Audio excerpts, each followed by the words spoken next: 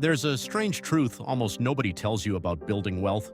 It usually has less to do with earning more and almost everything to do with needing less. Picture someone who spent years in a high-paying job, good salary, long hours, and an apartment full of things bought to reward themselves for all that effort. Good money coming in, good money going out, and somehow still feeling like they were barely keeping up. It took years to realize something uncomfortable. The things they owned were the exact reason they needed that salary in the first place. In this video, we're covering 9 simple habits that quietly make people richer, not by earning more, but by needing less. If topics like this are useful to you, make sure you're subscribed, because covering exactly this kind of practical, honest financial content is what this channel is built around.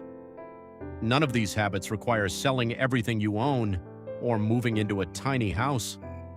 Real financial minimalism isn't about deprivation, it's about being intentional and cutting away the noise. Before we get into the habits themselves, it helps to understand why this idea feels so counterintuitive in the first place.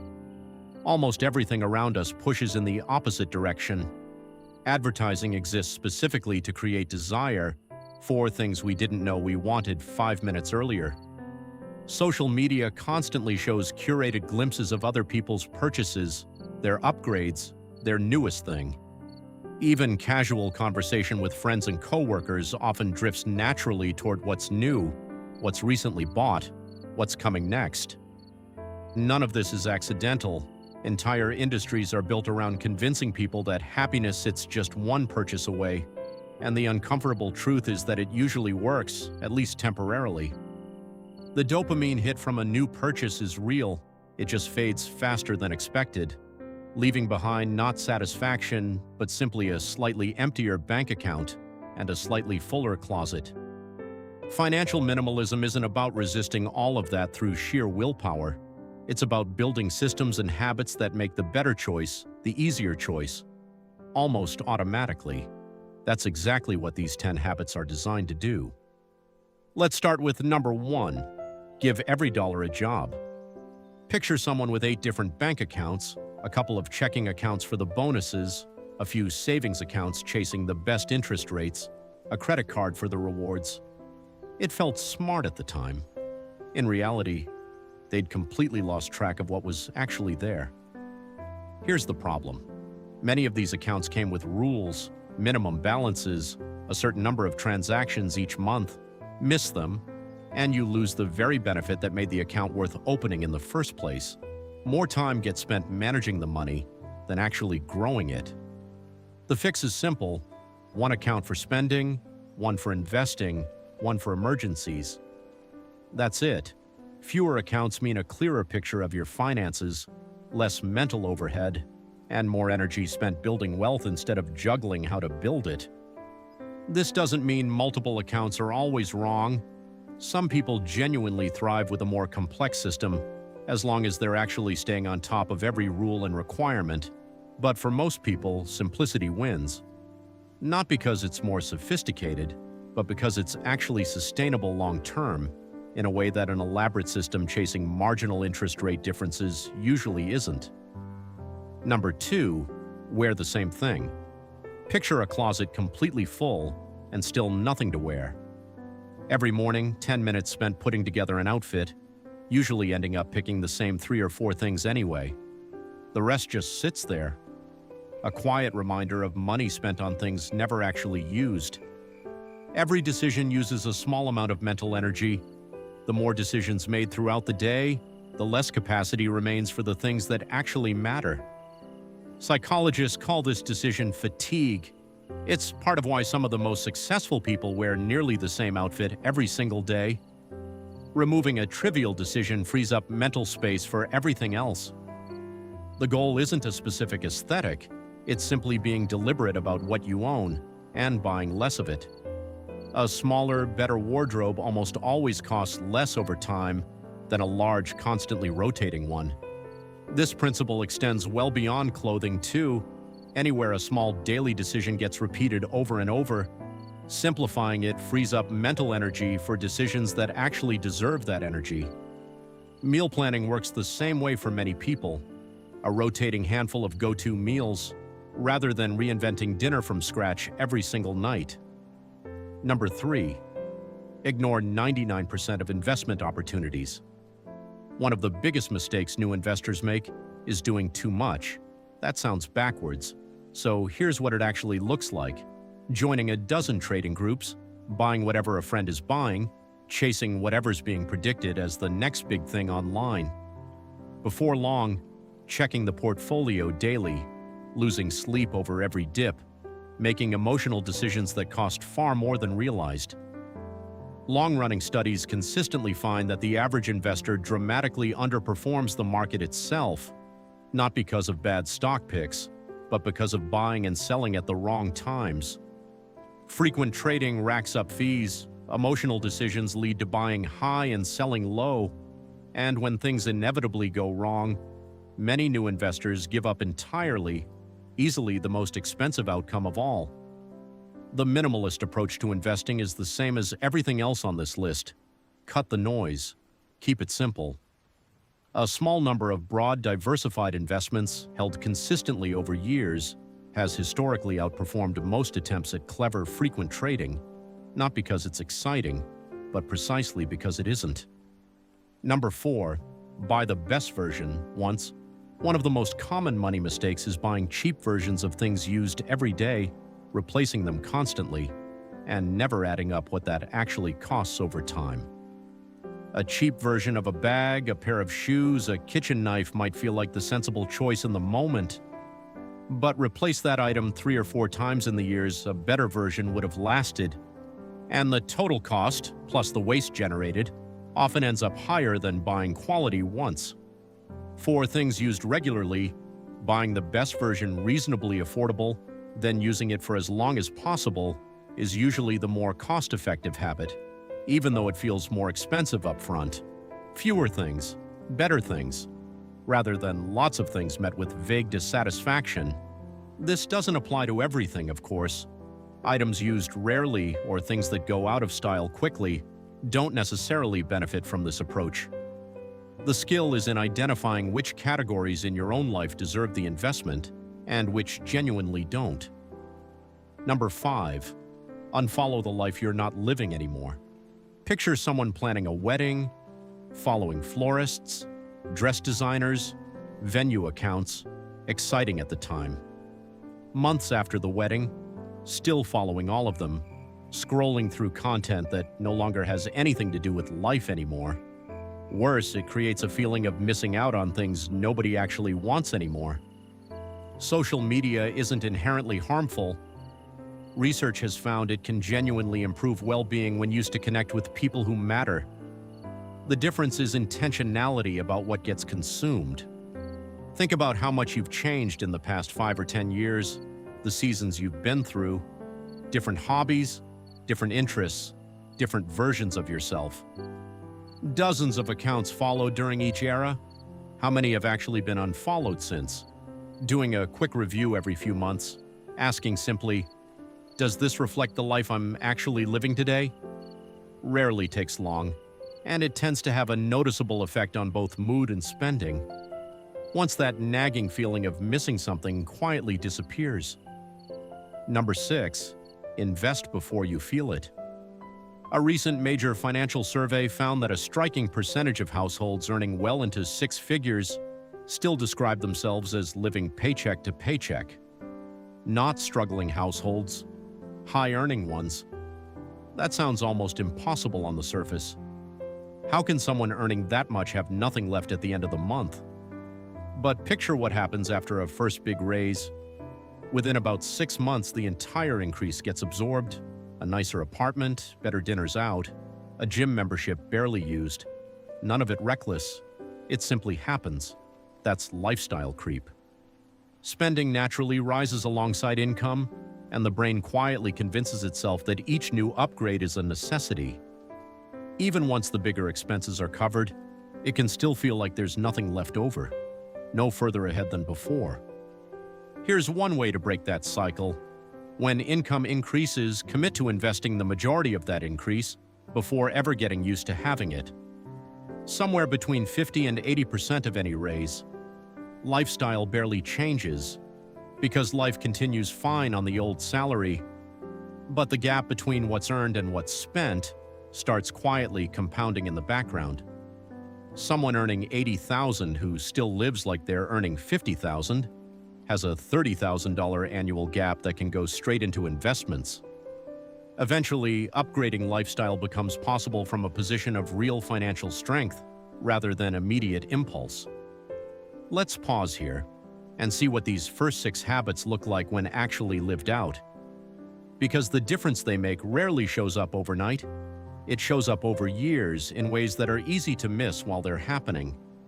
Picture 2 people, we'll call them Sarah and Michael. Both start their careers at the exact same salary. Both are genuinely good, responsible people with no reckless spending habits, no obvious red flags in how they handle money. Michael never really thinks about any of this. His accounts multiply gradually, one for a sign-up bonus here, another for a slightly better interest rate there. His investing happens in bursts, enthusiastic after reading an exciting article, silent for months afterward, occasionally checking his portfolio during a stressful news cycle and feeling his stomach drop. Every raise he receives quietly disappears into a nicer version of his existing life, without him ever consciously deciding it should. Sarah, meanwhile, adopts a version of these first 6 habits early on, almost by accident, because a mentor at her first job happened to mention some of them in passing. She simplifies her accounts down to 3.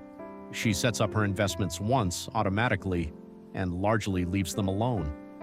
When her first big raise comes through, she redirects most of it before her spending habits catch up to her new number. Neither of them feels dramatically different day to day. Sarah doesn't feel deprived, Michael doesn't feel reckless. From the outside, their lives look remarkably similar. Similar apartments, similar routines, similar circles of friends. 10 years later, the gap between them isn't explained by talent, luck, or income. They've earned almost identical amounts over the decade. It's explained entirely by the quiet, compounding effect of habits that neither of them thinks about consciously anymore. Sarah's simplified accounts meant she never lost money to missed requirements or forgotten fees. Her consistent, low-drama investing approach meant she never sold in a panic during a downturn, the way Michael did twice. And redirecting the majority of each raise meant her invested amount grew steadily year after year, compounding steadily in the background the entire time. This is really the core idea behind everything on this list. None of these habits are dramatic on their own. Skipped individually, none of them would derail anyone's finances. Adopted together consistently over years, they compound into a genuinely different life, not because of any single brilliant decision, but because of the complete absence of friction, waste, and unconscious spending that most people carry without ever noticing. Now let's continue with the rest of the list.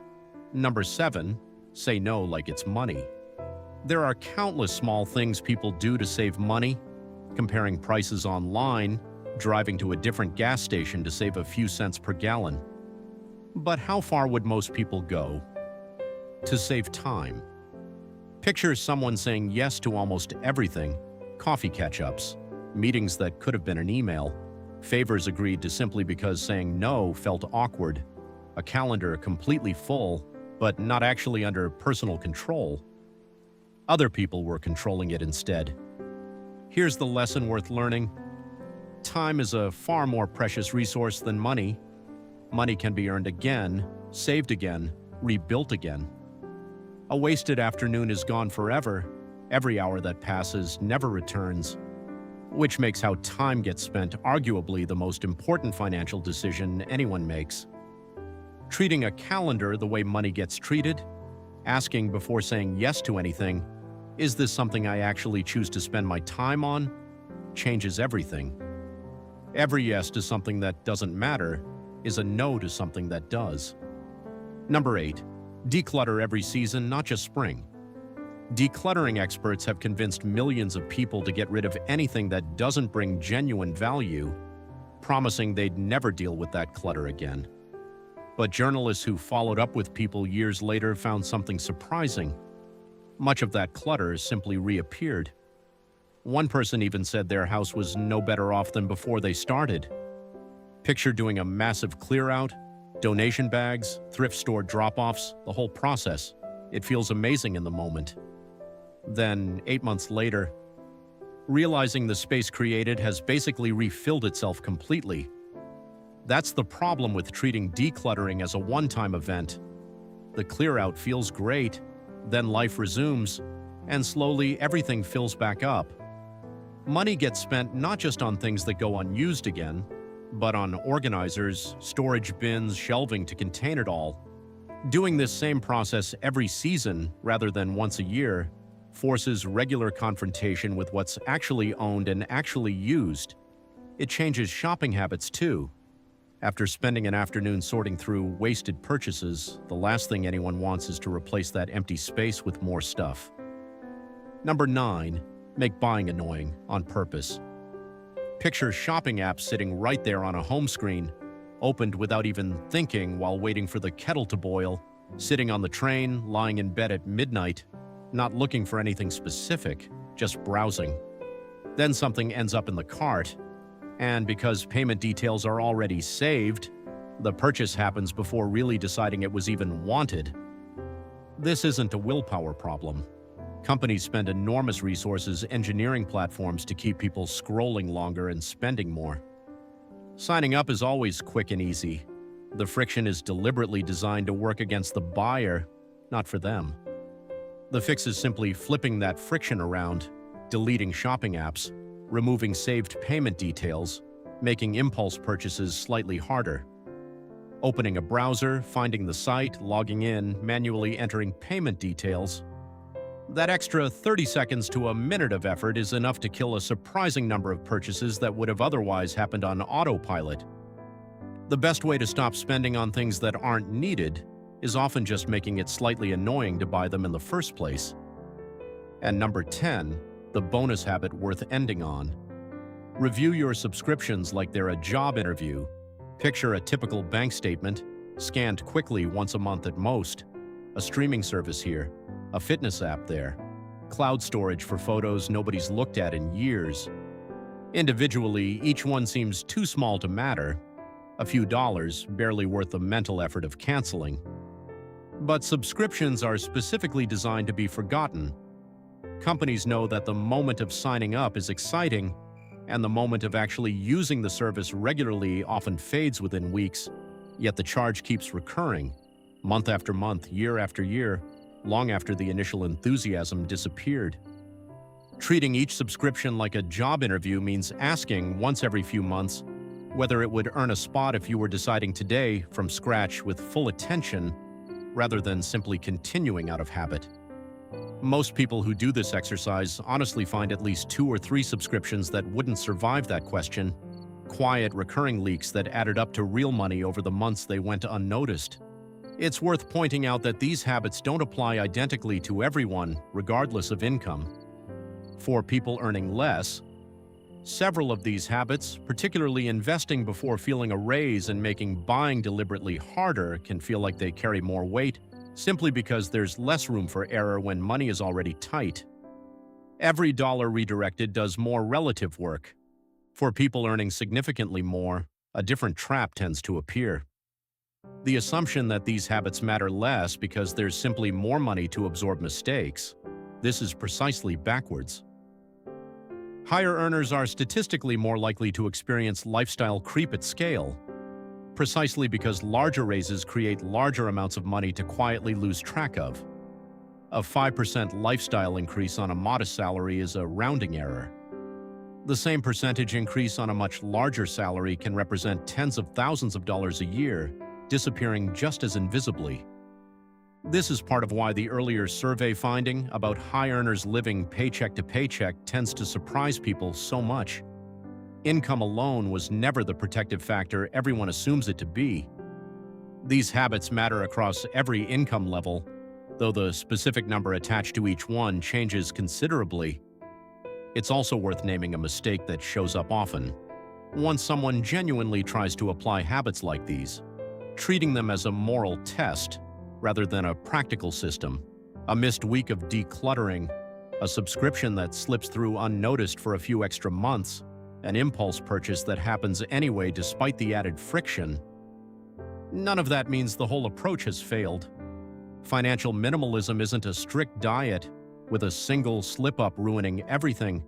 It's closer to a direction than a destination, and the goal was never perfection, simply a consistent lean toward less noise and more intention, over a long enough period of time for it to actually matter. Another common mistake is comparing progress to someone else's starting point rather than your own. Someone who's been practicing these habits for a decade will naturally look far more disciplined than someone just beginning this week. That comparison is meaningless. The only useful measure is whether this month looks slightly more intentional than last month, not whether it matches someone else's decade of practice. Now that all 10 habits are on the table, it's worth talking about how to actually start instead of just nodding along and moving on with the rest of your day the way most advice gets treated. Trying to adopt all 10 at once tends to backfire. It feels overwhelming, and overwhelm is usually where good intentions quietly die within a week. A more realistic approach is picking just one habit this week, the one that felt most relevant while listening, the one where a small voice in the back of your mind already said, "Oh, that's me." If it's the accounts habit, this week simply means listing every account you currently have, nothing more. Not closing anything yet, not making any decisions. Just seeing the full picture clearly for the first time, which is often uncomfortable in a useful way. If it's the investing habit, this week means checking whether your last raise actually changed your investment contributions at all, or whether it quietly disappeared into everyday spending without you ever deciding that on purpose. If it's the subscription habit, this week means pulling up a bank statement and simply circling every recurring charge without canceling anything yet either. Awareness always comes before action, and skipping straight to action without first seeing clearly is exactly why so many good financial intentions fail to stick. Once one habit feels natural, almost automatic, adding a second one becomes far easier than trying to change everything simultaneously ever would have been. Most people who successfully adopt several of these habits over time didn't start with a dramatic overhaul. They started with one small deliberate shift, repeated consistently, until it stopped requiring conscious effort at all. None of these 10 habits require extreme sacrifice or a complete lifestyle overhaul. Real financial minimalism isn't about deprivation, it's about intentionality. Knowing what actually matters, cutting away what's just noise, and making sure money works as hard as the person earning it. Here's what tends to happen after living this way for a while. The less owed to anyone else's expectations either. The less there is trying to be kept up with, the more clearly the actual life someone wants comes into focus. And that clarity, that's worth more than almost anything money alone can buy. If one of these habits resonated with you, that's exactly the point. Make sure you're subscribed, so you don't miss the ones still to come. Here at The Bigger Picture, we'll always explore the financial questions that truly matter, not with fear, not with sensational headlines, but with honest conversations, clear explanations, and the bigger picture behind every story.